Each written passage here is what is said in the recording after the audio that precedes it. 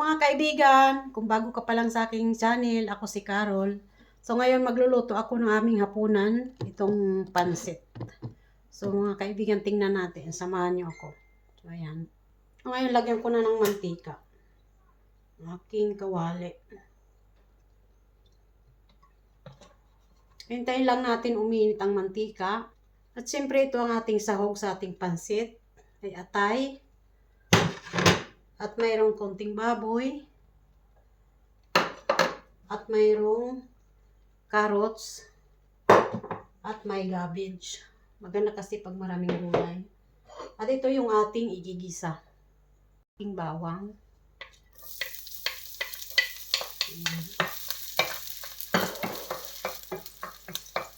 Hintayin lang natin mag-brown. Sunod na natin ang ating sibuyas. Ayan. Anayin lang natin mag-brown. Siyempre, sunod ko na yung aking baboy. Ayan. Sumagad ako ng konting paminta. Ayan.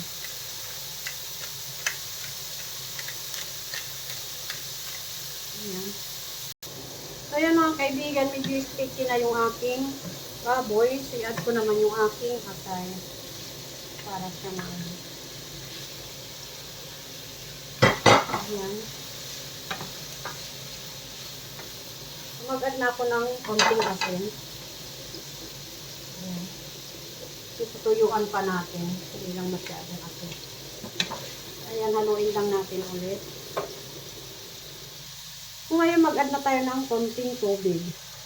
Ito na lang yung sabaw natin. Nagpakulo ako ng tubig. So, mainit na to siya. So, ayan. Ipahintayin na natin maluto yung ating karne. So, ngayon mag-add na ako ng soya sauce. Itong toyo. So, ayan.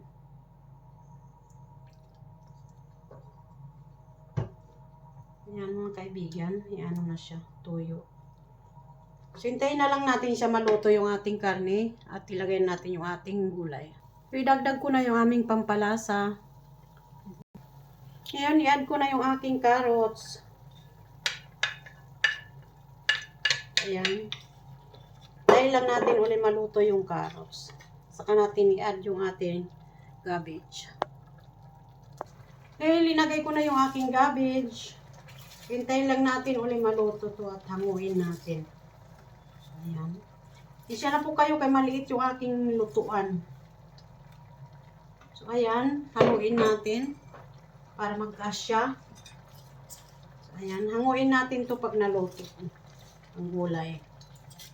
So, ayan. Tayo lang natin uli maluto yung aking gabi. So, ayan mga kaibigan. Malapit na maluto yung aking gulay. So, hanguin na natin mamaya-maya doon sa lagayan. Saka tayo maglagay ng ating beef. So, ayan mga kaibigan, hanguin ko na yung aking gulay kasi masarap ang malutong. Samahan niyo ako mamaya pagkatapos. So, ngayon mga kaibigan, mag-add na ako ng aking bihon. Ayan, mga tira-tira kasi to. Aking mga bihon. Ayan, ilagay ko na to. Tira lang to. Ang gagawin ko. Ayan, nagluto ako. Ayan, ilagay ko na. Hintayin lang natin ulit maluto yung ating bihon. Ayan na mga kaibigan, nilagay ko na yung aking bihon. So, haluin lang natin hanggat siya lang maluto. Yung aking miki na dilaw. So, yung pang sahog ko. So, masarap, gusto ko kasi yung may miki. So, ayan, hintayin lang natin na maluto. Saka natin ipatong ang gulay. So, ayan mga kaibigan, luto na yung aking bihon. So, ibabaw na natin ang ating gulay. Ayan. Ayan. Para hindi siya malata. So, ihalo lang natin. Ihalo lang natin ulit. Hinaan ng apoy. So, ngayon, i-mix na natin yung ating gulay. So, ayan. Maganda na yung pagkaano niya. So, ayan. So, ayan mga kaibigan. Luto na yung ating pansit. Yan talaga ang favorite ko. Yung asawa ko ay kakain nito. So, ito naman natira. So, ibabaw natin. para siya maano. Ating pansit. Ang daming gulay. So, masarap siya. So, ayan.